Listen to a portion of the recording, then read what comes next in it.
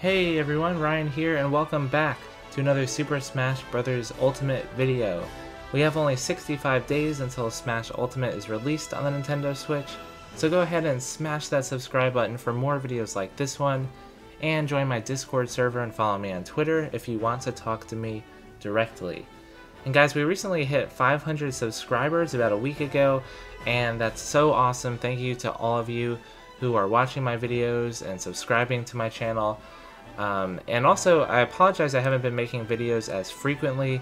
My busy school schedule has kind of been getting in the way, but as more important and interesting information comes out, you can be sure that I will eventually cover it. So, in this video, at the request of some viewers, I'll talk about the updated character reveal timeline, and particularly with regards to what Sakurai has said recently in his Famitsu column. So I've already covered this character reveal timeline and this one. So now we're going to talk about this one, and it's basically a direct follow-up to the last one I covered, both designed by the same user. The user is ADIA4IC on the Smash Reddit page, and it's just a great layout for us to look over together. So it's all to scale with every day equaling 2 pixels, so it's all very exact, and this level of exactness allows us to directly compare hype cycles leading up to each release. And we can see just how long and brutal this wait was for Brawl. And even Smash 4 had a pretty significant dry spell, but there were several character reveals evenly spaced throughout after that point. Even though sometimes it feels like the wait is endless for Ultimate, just think there was once a drought of over 14 months where there was no new character revealed. And we were getting veterans in this time, but it's just crazy to think there were no newcomers for 14 months. And speaking of reveals, we have had lots of different methods, from just finding out when the game launched. So, like for Smash 64 and Melee, we really didn't get any character reveals up until, I think there was one where maybe Zelda was hinted at beforehand, but by and large, we didn't really find out newcomers until the game was launched, other than the E3 reveal trailer.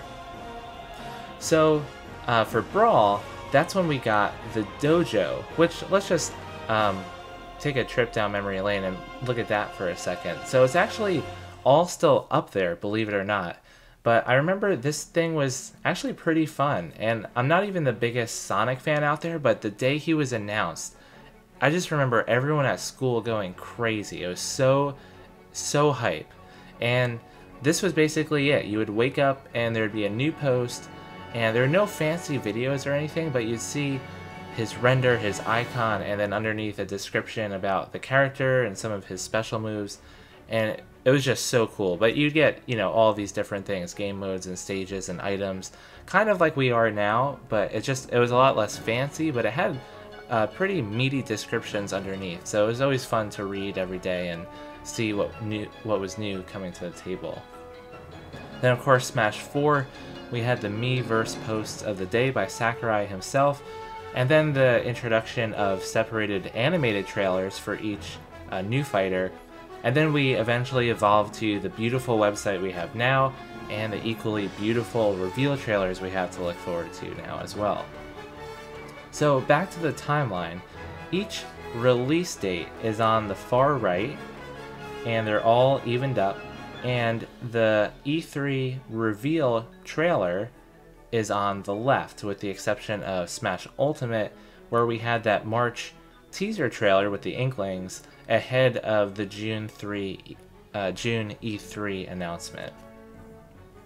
And I'd like to point out some of the intricacies within this timeline as well.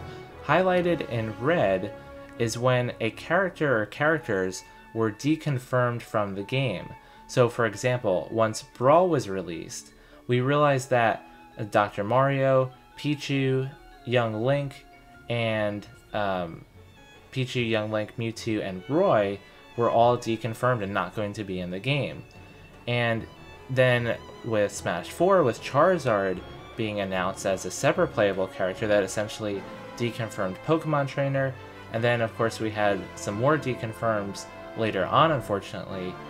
But then highlighted in blue is when a character who was previously deconfirmed was added back into the game.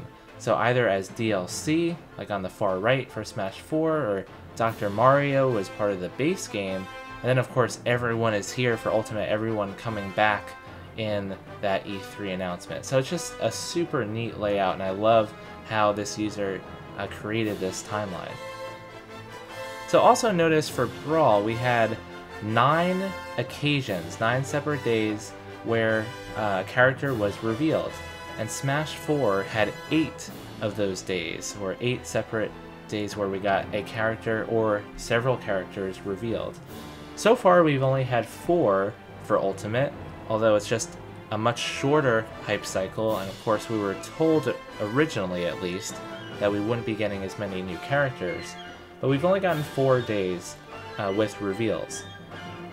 So now let's take a look at Sakurai's Famitsu column, translated by Source Gaming.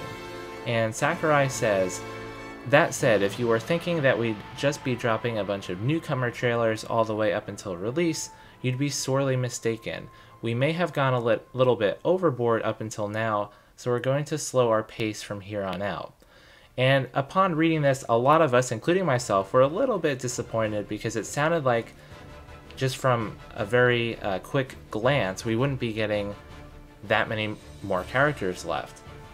But something interesting, some translations have different wordings of this phrase, this part of the column. Some mention the word trailers specifically, while others just say information. Some mention the word pace, while others just say he'll start to show some restraint.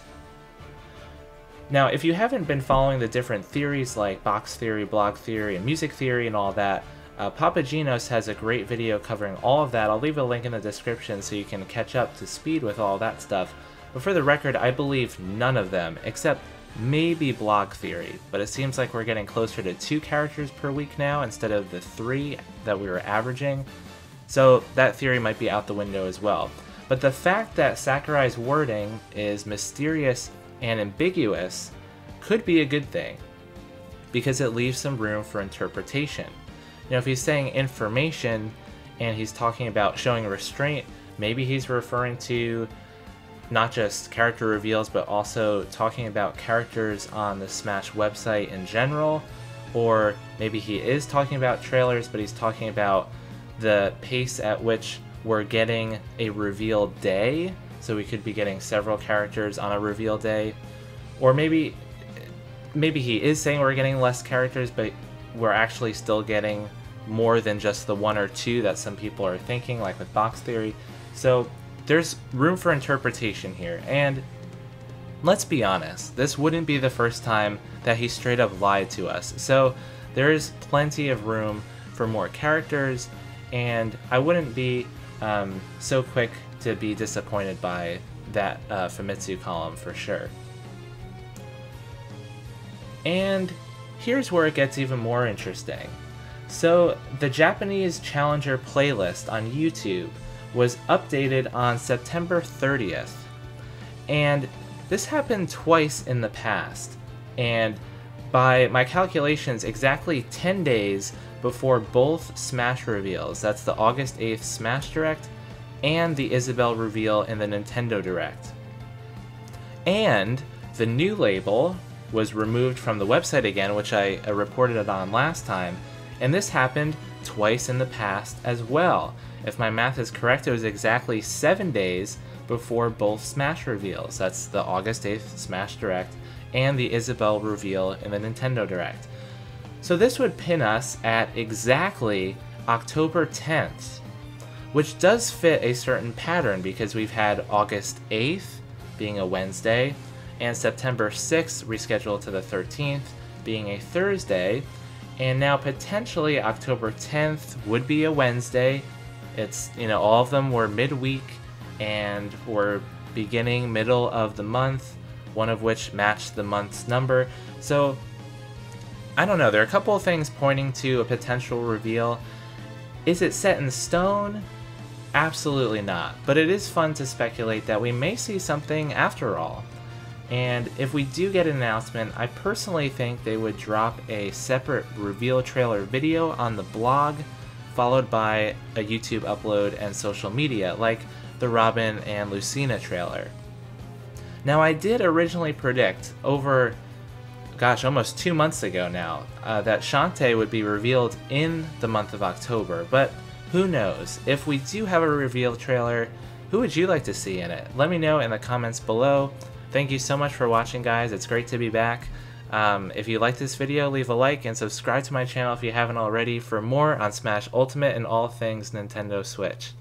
Thanks again for watching, guys. See you all next time.